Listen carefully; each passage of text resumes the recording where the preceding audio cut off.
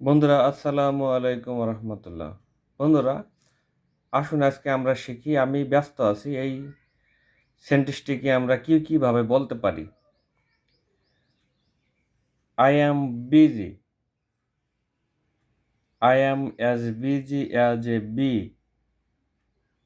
I am tied up, I am preoccupied,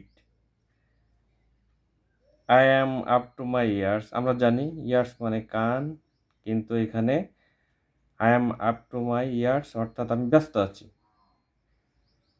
I am up to my neck, আমরা জানি neck মানে ঘাড়, কিন্তু I am up to my neck অর্থ আমি ব্যস্ত আছি। I have a lot on my plate অর্থাৎ আমি ব্যস্ত আছি। থ্যাংক ইউ, সাথে থাকবেন।